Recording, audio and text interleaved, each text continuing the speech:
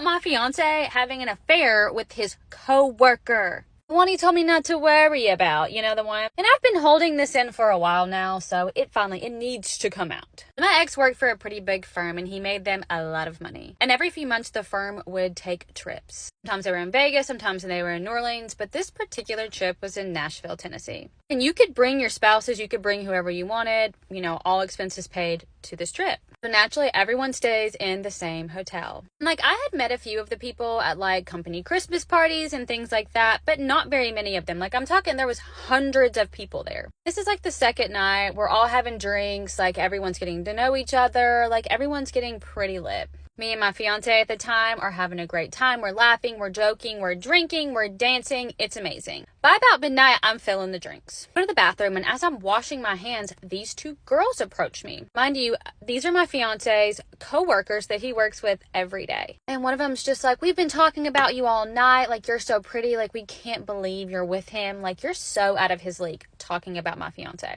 Like, this is not true because it wasn't. He's a pretty great kid. They're just like not stopping. They're just like, you're just so pretty. Like, you're just too good. And like, finally I'm over it because they're pretty lit themselves. And I leave the bathroom. I go back to my fiance and some of his friends. And his friends are like, do y'all want to go hit Broadway? So we go to a few bars, listen to some music. We're having a great time. And then while we're walking out in the street, I hear his phone just like, it's just going off. Like, it's being blown up. And I'm like, who is texting you right now? Because it's like almost 2 a.m. at this point. There's a text on his phone from the girl in the bathroom.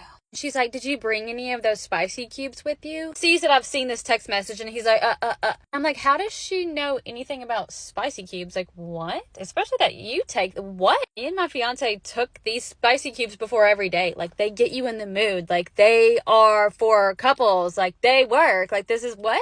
How does she know about this? Why does she know that you what is happening? So naturally, I grab his phone and I run off with it and I scroll up and I see that these people have been texting for a while. Not only texting, they've been meeting up. And it seems as though they've taken the gummies together. And mind you, I'm the one who put him on to the cubes. So I'm just like, what the? I'm intoxicated at this point and I'm just like shocked. There's literally text messages in this chat, them plotting to each eat a cube, wait 30 minutes and meet up together to have a little razzle dazzle while I'm there. Like, don't get me wrong, I've taken spicy cubes with other people, but not while I was in a relationship with someone else. So at this point, I'm pissed. She's still blowing up his phone. I find him, I walk back, hand him his phone, and I'm like, you can go stay in her room tonight. I go back to the hotel, I grab my stuff, and I go and I get another room. Literally catch the earliest flight out of there the very next morning. Mind you, we were engaged, but we had not moved in together. I thought this man was obsessed with me, and he was having a whole ass